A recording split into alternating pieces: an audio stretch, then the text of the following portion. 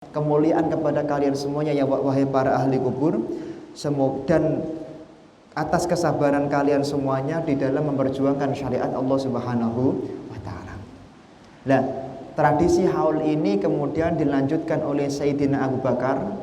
Kemudian ketika Abu Bakar meninggal dunia, dilanjutkan lagi oleh kemudian Sayyidina Umar bin Khattab dan sampai kepada khalifah berikutnya dan berikutnya, yaitu Sayyidina Utsman dan seterusnya. Sehingga kenapa kok kemudian ada tradisi haul di Hadramaut di Timur Tengah? Karena mengikuti yaitu sunnah Nabi Muhammad yang menghauli para sahabat yang telah meninggal dunia, dzu fadlin wal karamah.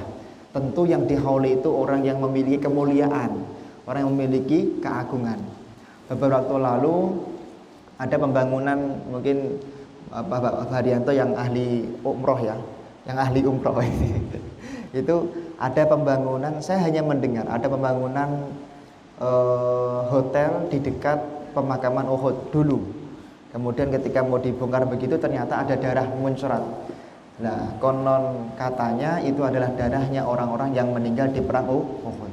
Begitu juga tahun 2013 kalau nggak 14. Saya kira ini sudah ceritanya masyhur ya, bahwa jenazahnya Sayyidina Hamzah itu kemudian kebuka karena banjir yang terjadi di saat itu di Padang di musim haji. Kemudian jenazahnya kebuka dan dalam keadaan masih segar sekali darahnya. Jantungnya itu masih kelihatan hilang ketika dimakan oleh seorang sahabat bernama Hindun, seperti atau Wahsy. Ini.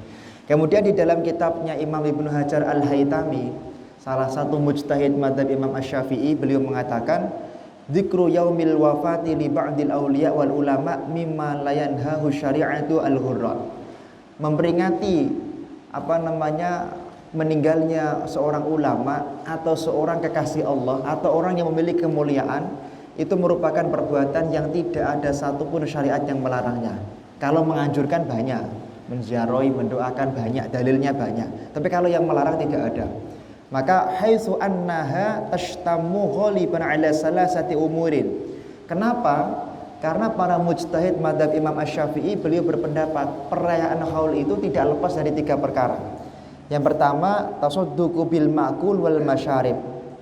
Yang pertama ziaratul kubur. Yang pertama ziarah kubur. Saya kira tidak ada khilaf di antara para ulama bahwa ziarah kubur ini sesuatu yang sangat dianjurkan di dalam hadis-hadis yang sahih. Yang kedua adalah tasadduq, melakukan sedekah.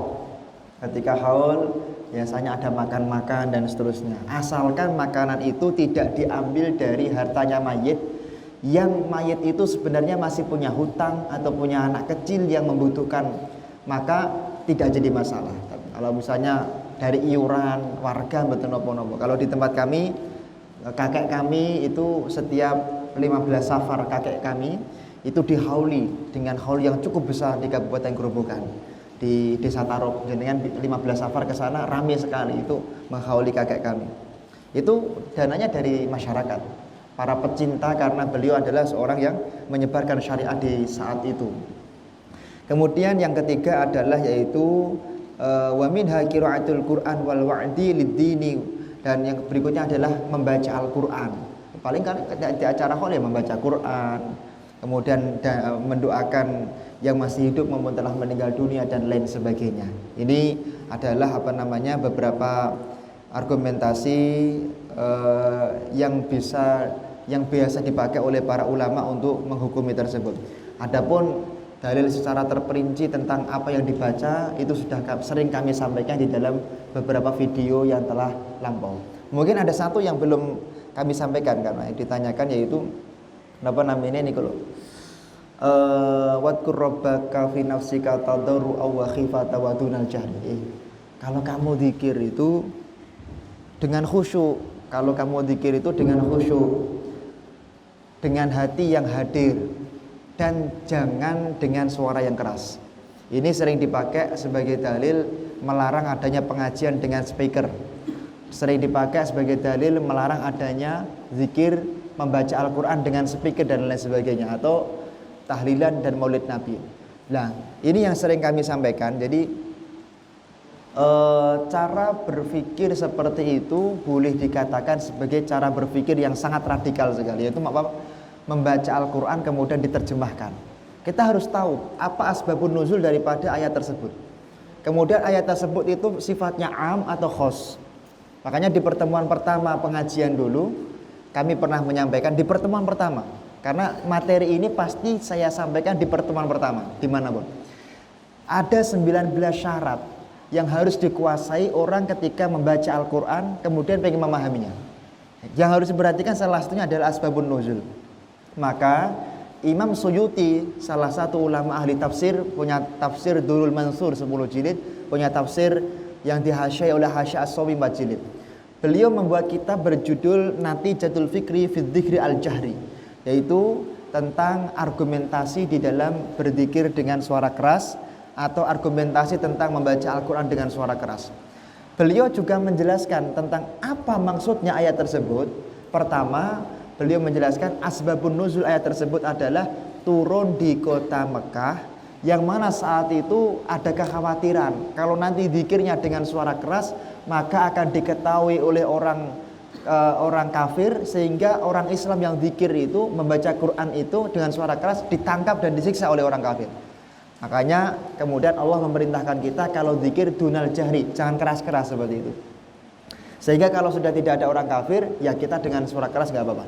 Yang kedua adalah ada pendapat di dalam kitab Natijatul Fikri, hadhil ayat mukhtasun li Rasulillah. Ayat ini hanya khusus untuk Rasulullah. Maksudnya bagaimana Kanjeng Nabi itu kalau zikir dengan suara pelan bisa khusyuk. Sedangkan kita kalau zikir dengan suara pelan kadang-kadang malah ngantuk dan lain sebagainya. Makanya dengan suara keras. Yang ketiga ada pendapat di dalam kitab tersebut. Ada 5 pendapat sebenarnya, tapi yang 3 ini yang paling penting. Yang ketiga adalah yaitu ayat tersebut itu mukhtas ketika kita itu di dekat orang yang membaca Al-Quran. Misalnya ada yang membaca Al-Quran, kalau kita zikir dengan zikir yang lain selain Quran dengan suara keras sehingga akan meyuzahzi, mengganggu yang membaca Quran, maka berzikir dengan selain Al-Quran hukumnya haram. Maksud saya, Quran ini adalah zikir yang paling mulia di mata Allah Subhanahu wa ta'ala. Walaupun kemudian tentu di dalam Al-Quran itu nanti ada beberapa zikir-zikir yang dibaca secara khusus yang perlu kita ikuti seperti Rasulullah. Misalnya kalau sakit ya yang dibaca apa? Al-Falaq sama An-Nas. Kanjeng Nabi ketika sakit mendapatkan tenung, mendapatkan kalau kita santet lah kira-kira begitu. Atau mungkin kiriman-kiriman kemudian ditawari, Kanjeng Nabi kira-kira jenengan pilih tak kasih obat atau pilih mereka diadab, kira-kira begitu. Kanjeng Nabi mengatakan aku pilih dikasih obat saja. Hadisnya sahih di dalam Bukhari. Kemudian dikasih obat yaitu Al-Falaq, An-Nas dibaca, ditiupkan di dalam tangan, diusap-usapkan ke dalam tubuh, kemudian diberi sembuh oleh Allah Subhanahu wa ta'ala. Seperti itu. Jadi memakai Quran sebagai suwuk dicontohkan oleh Nabi Muhammad di dalam sebuah hadis yang sahih seperti itu. Ini kalau nggak bilang sahih nggak mantap di Solo. Karena di Solo itu harus bilang sahih. Kalau sahih katakan sahih, kalau dhaif katakan dhaif. Niki. Jadi itu adalah yang mungkin baru malam ini kita sampaikan karena kemarin ada yang bertanya kepada kami tentang ayat tersebut. Jadi ayat tersebut itu di dalam tafsir-tafsir itu dikatakan seperti itu. Nanti jangan-jangan kita melegalkan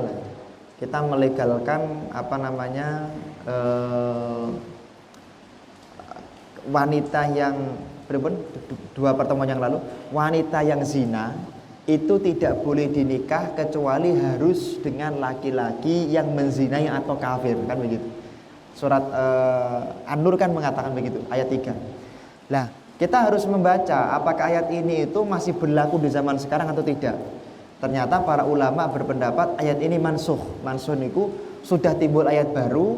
Makanya pemahaman 4 mazhab itu ketika seorang perempuan itu hamil di luar nikah, tidak harus laki-laki yang menghamil yang menikahi, tapi boleh laki-laki lain asalkan dia rela. Yang khilaf itu adalah apakah boleh dinikah ketika hamil, apakah harus lahir dulu. Kalau dinikah ketika hamil itu boleh, apakah jimaknya nunggu setelah hamil, atau ketika hamil boleh dijima sama suami yang baru. Ini baru khilaf. Tapi kalau dinikahi sama laki-laki selain yang menghamili, boleh-boleh saja menurut pendapat ulama. Makanya kita harus hati-hati ketika melihat ada yang memaknai Al-Quran dengan pemahamannya sendiri, tidak menggunakan ulumut tafsir. Kalau ada yang membaca Al-Quran kemudian tidak menyebutkan bagaimana tafsir Tabarinya, bagaimana tafsir Qurtubinya, bagaimana tafsir An-Nukat wal Uyunnya, bagaimana tafsir Fakhrur Razinya, hati-hati yang seperti ini. Hati-hati, karena nanti lama-lama mengatakan bahwa semua agama itu sama saja. Innalladzina amanu walladzina hadu wan nasara wasabiina man amana billahi wal yaumil akhir. Kenapa ke orang mengatakan agama semua sama saja? Karena membaca ayat tersebut diterjemahkan sendiri. Padahal ayat ini tidak bermakna seperti itu. Secara zahir ya maknanya seperti itu. Tapi ayat ini tidak bermakna seperti itu menurut pendapat para ulama. Ngoten. Bon, ini hanya mukadimah saja karena ada yang menitipkan pertanyaan. Bismillahirrahmanirrahim. Kita masuk kepada hadis-hadis yang menjelaskan masalah sabar dan tidak ngamuan, kira-kira begitu. Dimulai oleh pengarang kitab dengan ayat ya ayyuhalladzina amanusbiru wasabiru warabitu wattaqullaha la'allakum tuflihun. Kalau kita pahami dari ilmu lughatnya, kalimat ini dimulai dengan ya-nya itu ditambahi ayyuha. Ini menunjukkan apa? Betapa Allah itu sangat mengagungkan dan sangat memuliakan orang-orang yang mau melakukan hal sebagai berikut ini. Amanu. Kalau kalimat itu dimulai dengan amanu, berarti seseorang yang melakukannya akan menjadi orang yang mahbub indallah, yaitu orang yang dicintai oleh Allah Subhanahu wa taala. Ini pemahaman dalam ulum tafsir. Jadi kalau kalimat kalau dimulai dengan alladzina amanu, biasanya sing gelem lakoni akan menjadi orang yang dicintai oleh Allah. Yang pertama apa? Isbiru, jadilah orang-orang yang bersabar, tidak mudah marah. Wasabiru, dan berlomba-lombalah kalian dalam kesabaran, dan mengajak orang lain dalam kesabaran. Warabitu, tapi jangan lupa harus selalu waspada. Waspada itu penting. Wattaqullaha la'allakum tuflihun. Allah menutup dengan kalimat la'allakum tuflihun. Sebenarnya ada dua pilihan kalimat, bisa laitakum tuflihun, bisa la'allakum tuflihun.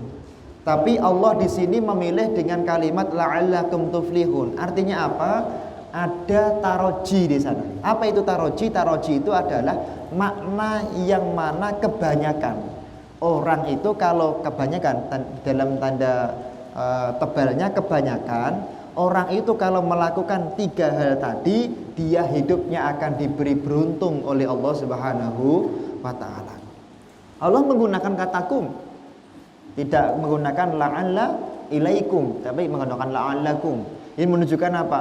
Bahwa harapan untuk kita menjadi orang yang beruntung itu sangat dekat sekali dari Allah Subhanahu wa taala. Artinya napa? Nek jenengan pengin uripe bejo, uripe mulya, maka Allah memberi satu clue, satu jalan, yaitu apa? Jadilah orang-orang yang selalu berlomba-lomba menjadi seorang yang sabar.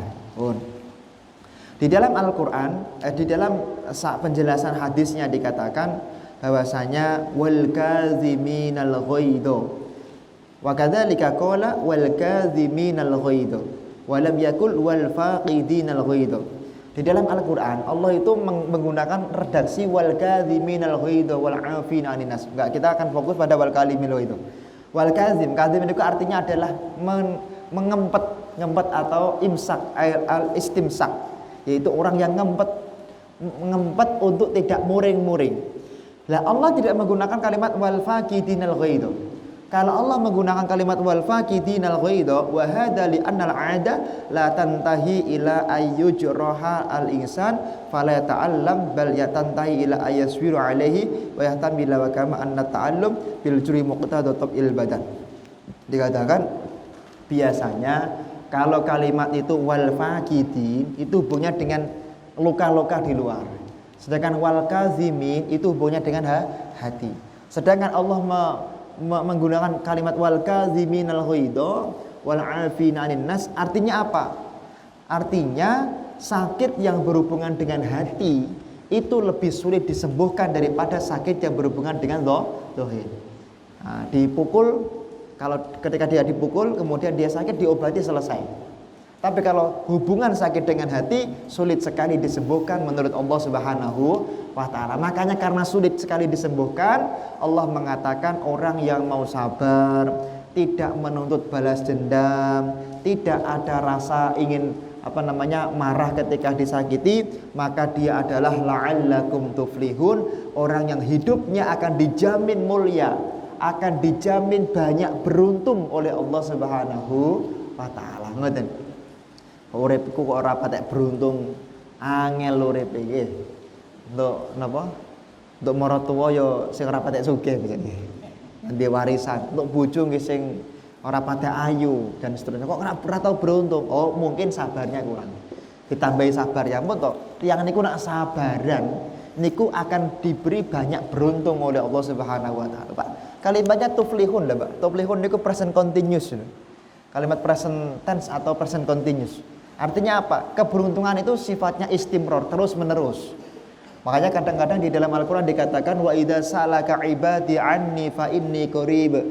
Kadang-kadang kesuksesan yang kita miliki, keberuntungan yang kita miliki bukan karena ikhtiar kita, tapi karena orang tua kita itu orang yang mulia, orang yang sabaran, anak cucunya diberi banyak beruntung oleh Allah Subhanahu wa taala. Seperti yang pernah kami kisahkan siapa?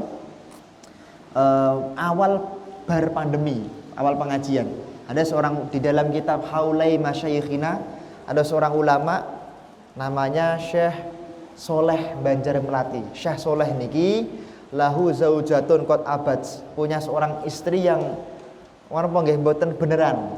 Setiap Syekh Soleh niki kondur saking pengajian atau dari luar begitu, maka istrinya itu bimairus.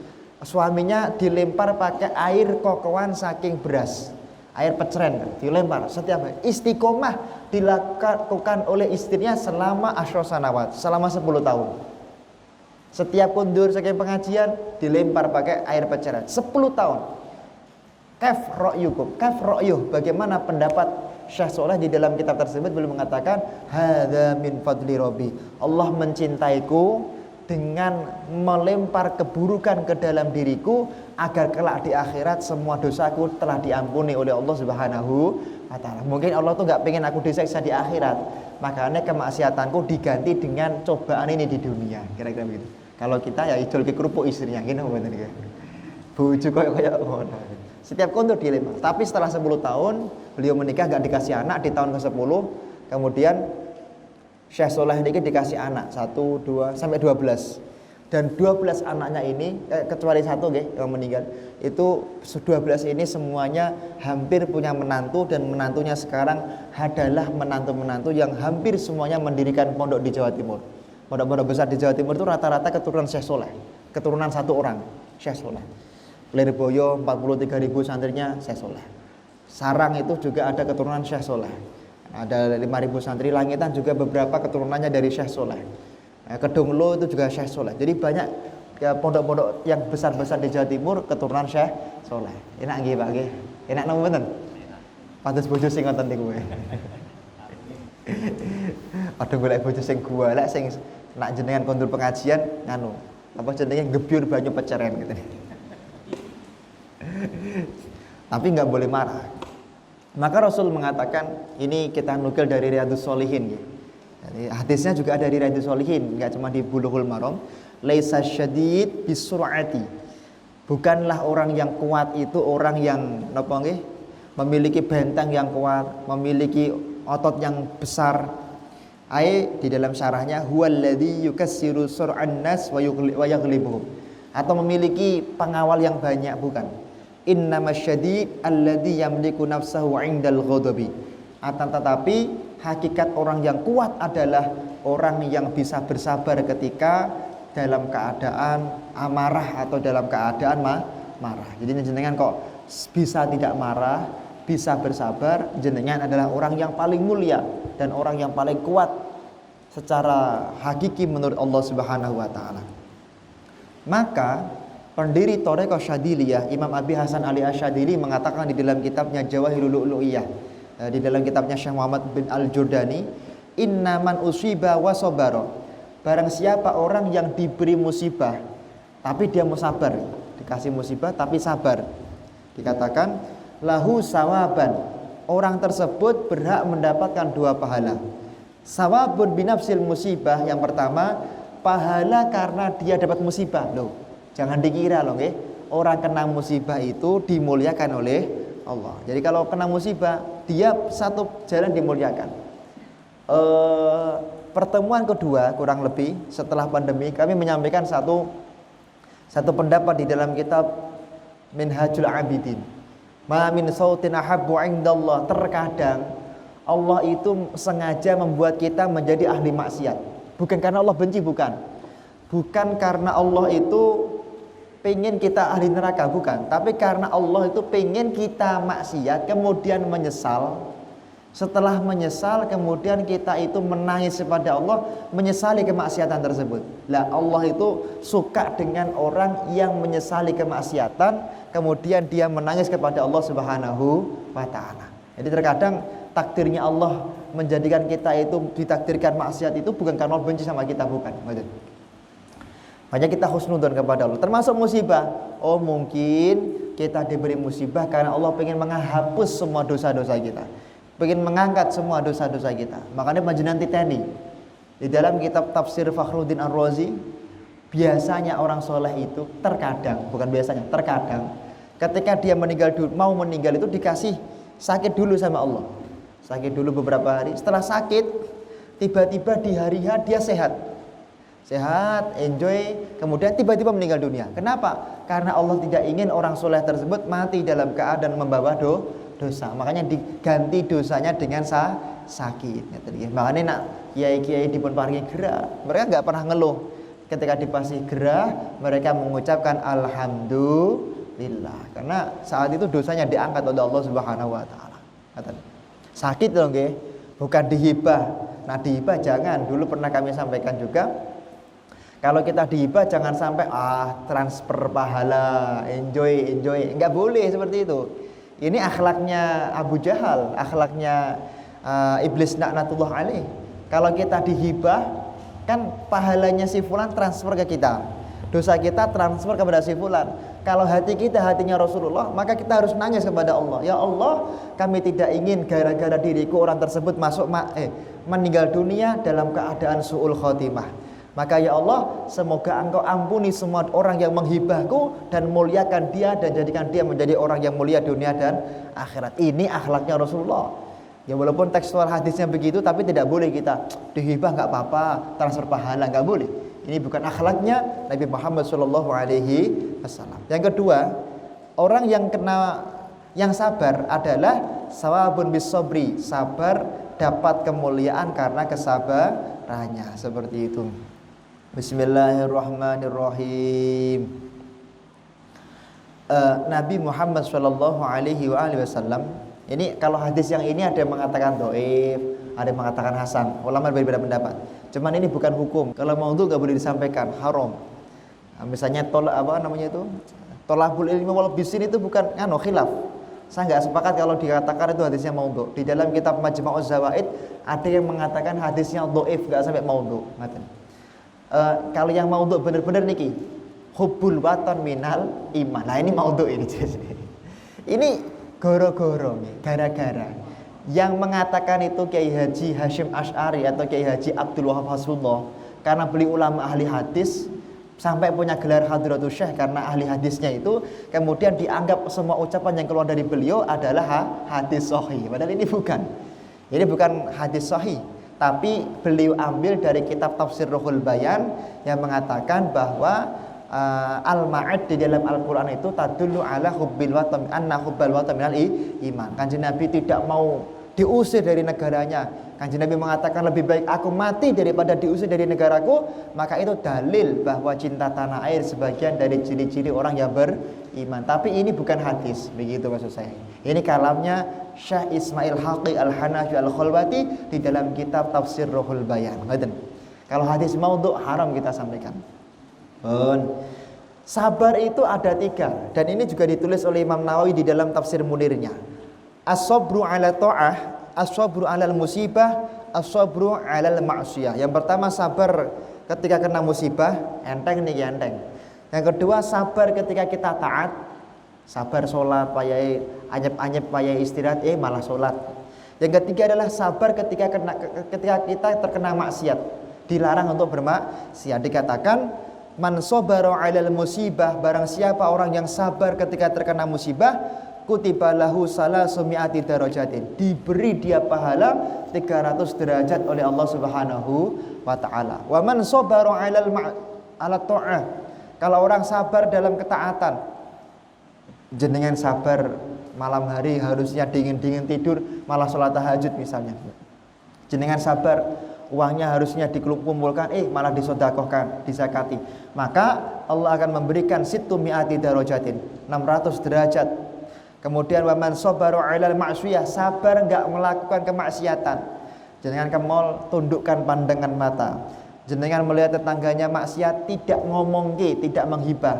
Jenengan melihat tetangganya itu melakukan kemaksiatan, melakukan perbuatan buruk, tidak menghibah, sabar tidak melakukan kemaksiatan, maka orang tersebut akan diangkat derajatnya 900 derajat atau pahala oleh Allah Subhanahu wa taala. Bapak Ibu yang dimuliakan oleh Allah.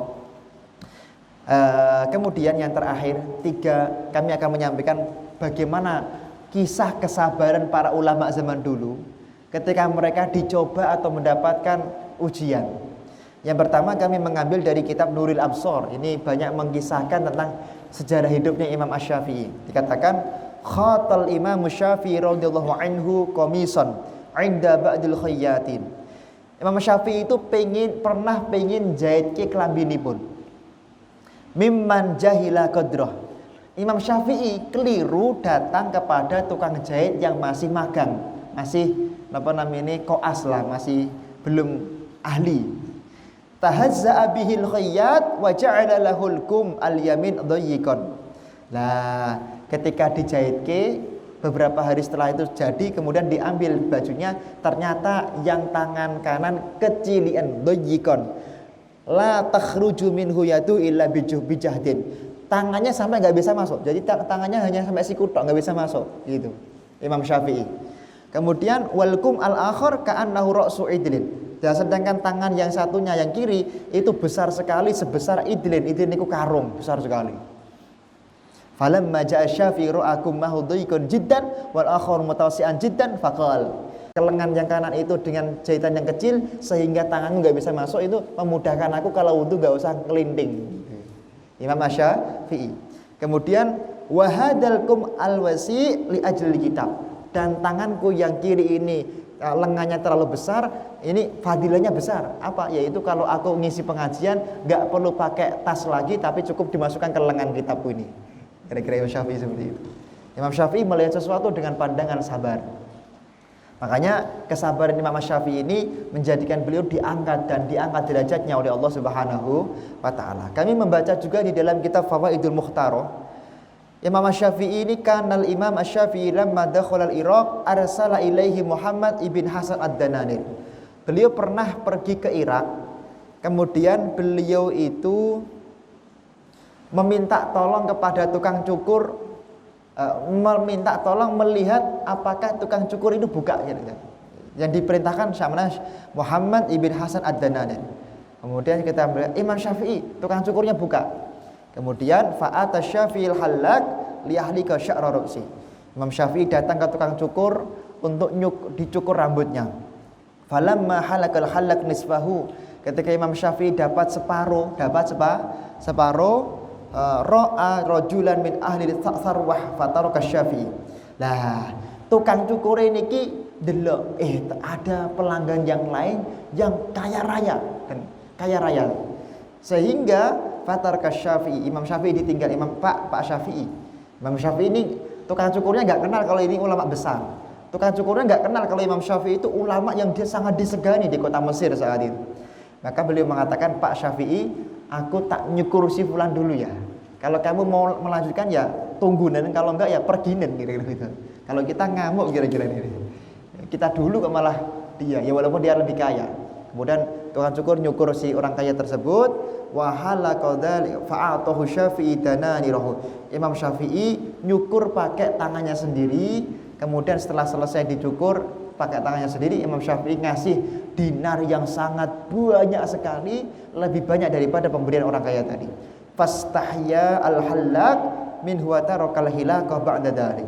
Maka tukang cukurnya itu kemudian pensiun. Beliau khawatir karena pada suatu ketika pilih-pilih lagi ketika memilih pelanggan. Imam Syafi'i nggak marah. Kalau kita marah pasti gini mboten. Lalu kita dulu baru dapat separuh kok ditinggal. Kalau saya ya wah, kamu nggak tahu saya itu ulamanya pemerintah. Waduh, kalau kamu seperti itu nanti ditangkap sama pemerintah. Imam Syafi'i nggak marah. Imam Syafi'i malah ngasih lebih banyak dinar. Nah ini. Nah sekarang yang berikutnya saya sampaikan satu kisah yang berhubungan dengan menghina ibu. Nah ini kan lagi in. Di dalam kitab Jawahirul Lu'lu'iyah kami membaca dari kitab karya Syekh Muhammad Al-Jurdani, ulama dari Jordan. Wakila, karena ini kisahnya dari Jordan juga. Inna Muawiyah radhiyallahu anhu kana min ahlamil Arab. Muawiyah bin Abi Sufyan, Khalifah Muawiyah, itu adalah orang yang paling terkenal, paling sabar di kota Arab, paling sabar. Jadi sampai orang nggak pernah melihat khalifah yang satu ini, presiden yang satu ini pernah marah sama sekali, nggak pernah melihat orang bermarah. Wa kana yaqul ma ghadibtu ala man aqdiru alaihi wa la ala man la aqdiru alaihi. Aku enggak pernah marah, dibuat marah enggak pernah marah. Kenapa? Karena aku adalah orang yang diberi kenikmatan sabar oleh Allah Subhanahu wa taala. Nah, ngeten Pak. Niki khilqah insaniyah, khilqah insaniyah. Sifatnya manusia. Napa? Nak sing dicenyek-nyek awake dhewe biasanya tasik saged sabar. Niki luar biasa nih, luar biasa. Tapi kalau yang dihina sudah orang tua, wah biasanya orang itu nggak bisa menahan. Presiden Joko Widodo dulu sering dihina, tapi beliau diam aja. Tapi ketika yang dihina ibunya, beliau membuat konferensi pers. Kalau yang dihina saya nggak apa-apa. Tapi kalau yang dihina ibu saya katanya tidak Islam, maka beliau kemudian sampai membuat konferensi pers. Kenapa? Itulah sifat kemanusiaan. Kalau yang dihina orang tuanya pasti dia akan marah. Lah, ada orang itu pengen menguji bagaimana kesabaran Muawiyah bin Abi Sufyan, Sayyidina Muawiyah.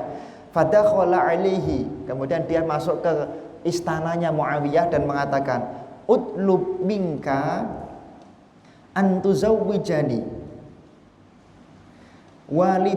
walidataka falaha duburun kabirun. Dikatakan, Pak Presiden, Khalifah, aku izinkan aku untuk menikahi ibumu itu, makmu itu, karena makmu itu adalah perempuan yang bokongnya besar.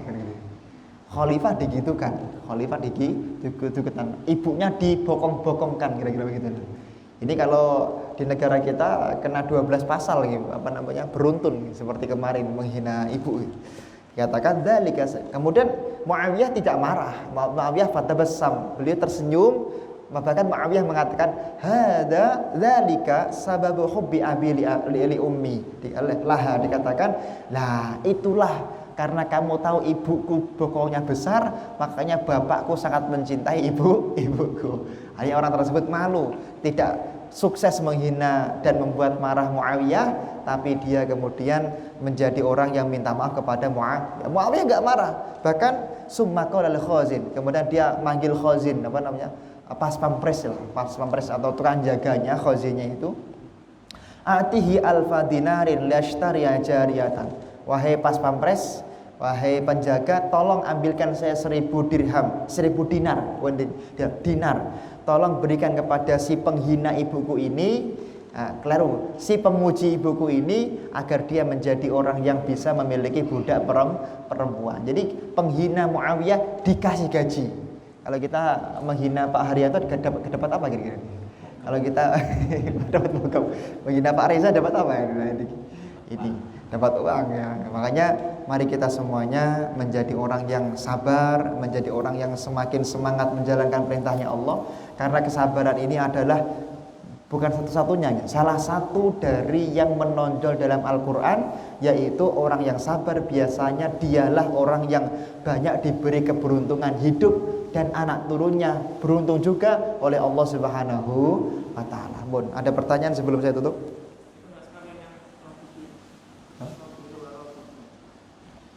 Robitu.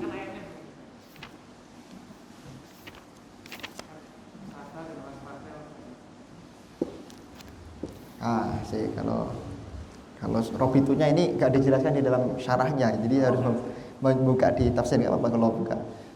Bismillahirrahmanirrahim. Qala al-muallifu rahimallahu wa nafa'ana bihi wa bi'ulumihi wa amitana bil asrarihi amin amin ya rabbal alamin.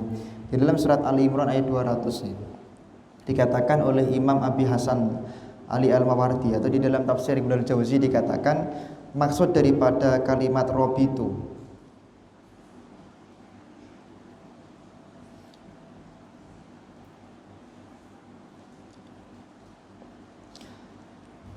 al-adu qalahu ahaduhuma, enggak dijelaskan. Di dalam tafsir Al-Mawardi dimaksud begini. Maksud daripada warobitu itu adalah ai robitu fi sabilillah wa huwa qaulul Hasan wa Qatadah wa Ibnul Jurayj wa Dhuhab ai isbiru ala dinikum wa sabiru al wa'da alladhi wa'adakum wa rabitu aduwi wa aduwakum.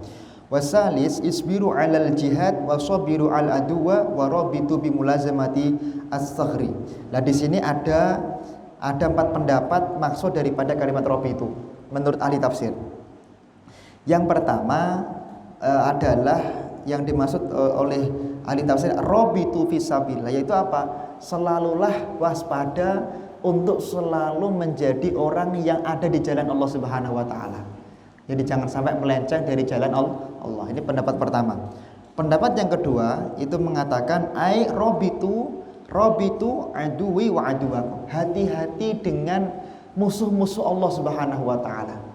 Yaitu orang-orang yang mengajak kita kepada Yahudi.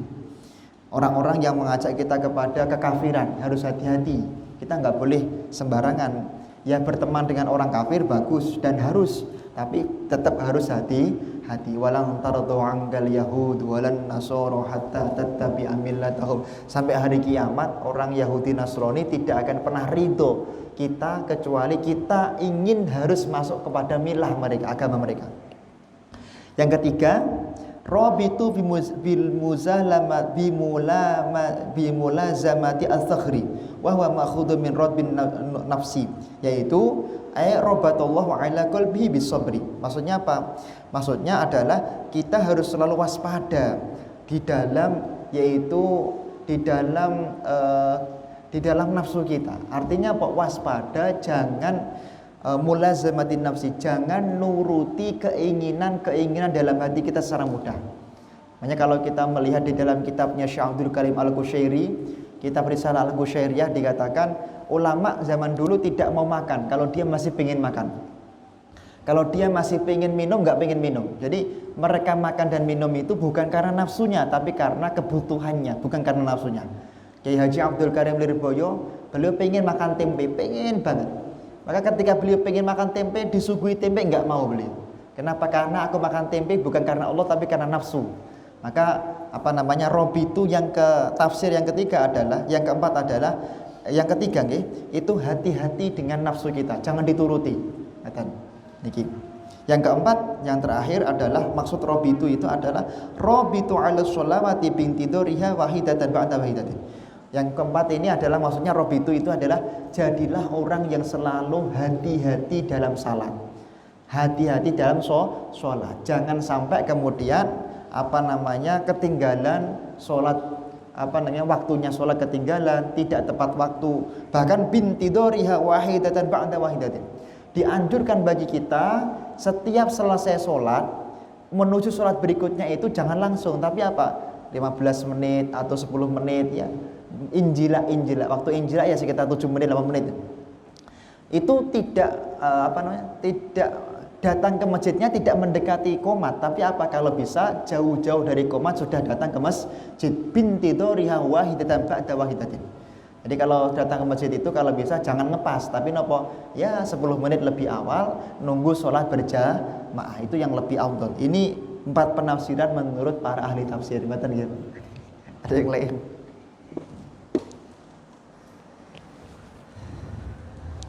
Sabun isya kayaknya. Semoga jamaah Masjid Al-Mu'min diberi kemuliaan semua oleh Allah, dimudahkan semua hajatnya, diangkat derajatnya, anak turunnya dijadikan anak-anak yang soleh-solehah, dijadikan masjid ini sebagai perantara kita kenal dengan syariat Allah. Kita berkumpul di sini, kelak kita bisa berkumpul di surganya Allah Subhanahu wa taala. Ala hadhihi niyyah wa likulli niyatin shalihah wa ala ma nawasalafuna shalih. Al-Fatihah.